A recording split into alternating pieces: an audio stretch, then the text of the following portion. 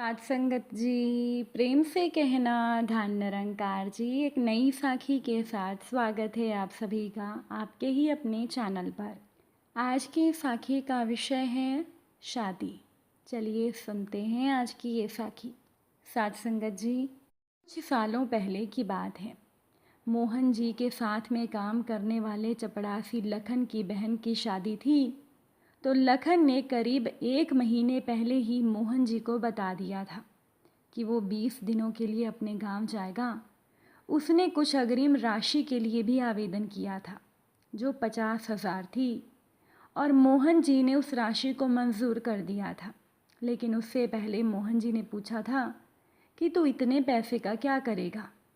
तो लखन का कहना था बहन की शादी है, वहाँ खर्च करना है, बहन के लिए कपड़े बनवाने हैं और भी बहुत सारा सामान बनवाना है।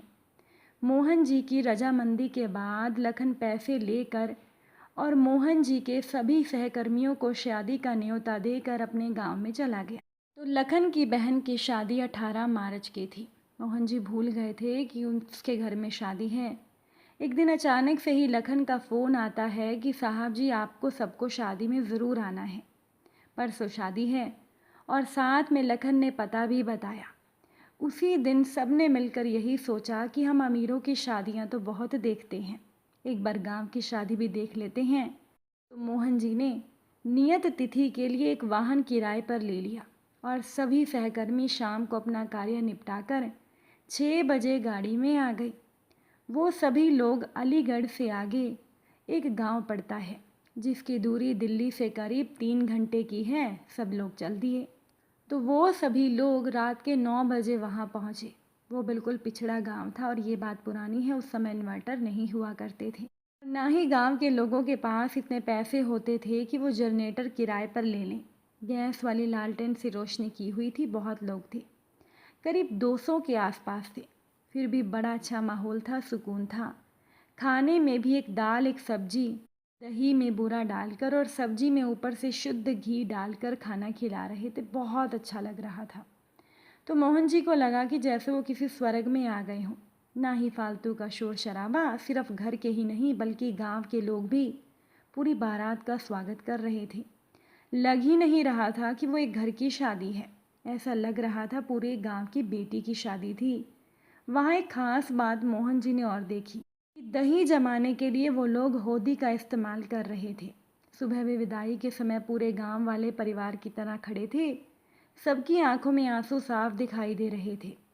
बेटी की शादी के लिए मोहन जी और उनके सहकर्मियों ने सभी वो मिलकर कुछ सामान लाए थे, वो भी उन्होंने दिया और साथ में शगुन के कुछ पैसे भी दिए थे।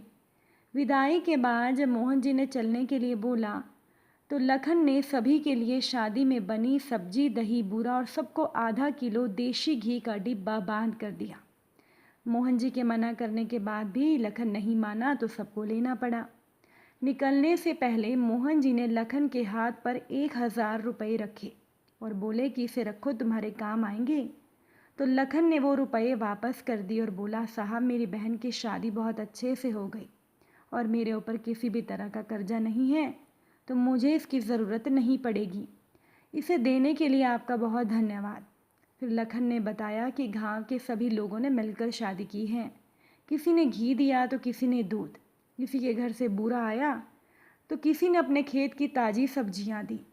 सारा खर्चा मिलाकर भी मेरे पास 2,000 रुपये बचे हैं। मतलब सिर्फ 48,000 रुपये में ये शादी। मोहन जी के जैसे लोग तो शहरी लोग कभी सोच भी नहीं सकते। साथ का असली मतलब गांव में होता है, ये मोहन जी ने पहली बार समझा। धन्य होते हैं ऐसे लोग जो सबको अपना परिवार मानकर काम करते हों, तो वहाँ पर कभी भी किसी तरह की कोई परेशानी आ ही नहीं सकती। साथ संगत जी, क्या शाही लोग ऐसा नहीं कर सकते? दिखावे के चक्कर में लाखों रुपया बर्बाद कर देते हैं और 2-3 दिनों के बाद किसी को याद ही नहीं रहता कि हम किसी ऐसी अमीर की शादी में गए थे और हमने वहाँ क्या खाया था। साथ संगत जी, सच में गरीब लोगों में प्यार भी बहुत होता है और आत्मसम्मान के भी ये पक्के होते हैं। तो हुआ यूं कि एक बार सोहन जी फ़ोन पर बात करते करते उन्होंने न्यू दिल्ली स्टेशन से एक रिक्शा पकड़ा। रिक्शे वाले को बोले कि करोल बाग ले चलो। रिक्शा चल पड़ा और सोहन जी फ़ोन पर बातों में मशगूल हो गए। अचानक से सोहन जी की नज़रें नीचे पड़ती हुई परछाई पर पड़ी।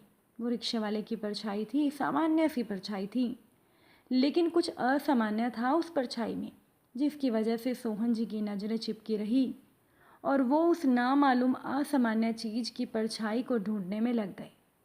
अब सोहन जी का ध्यान फ़ोन पर बातों में नहीं रह गया था। जो चीज़ उस परछाई को देखने में सोहन जी को जकड़े हुई थी वो ये था कि रिक्शे वाले का एक ही हाथ हैंडल पर था। फिर सेकंडों में ही सोहन जी को ख्याल आया कि हो सकता है ये एक ही हाथ से चला रहा हो, दूसरे को आराम दे रहा हो। लेकिन जब उनका मन नहीं माना तो अपने सामानों को व्यवस्थित करते हुए सोहन जी ने थोड़ा उठकर देखा तो वो हैरान रह गए। उस रिक्शे वाले का एक हाथ नहीं था, वो भी कोहनी से थोड़ा ऊपर तक का। मतलब इस अवस्था में, इतनी भीषण गर्मी में, बिना एक हाथ के वो रिक्शा वाला रिक्शा चलाकर अपना जीवन यापन कर रहा था।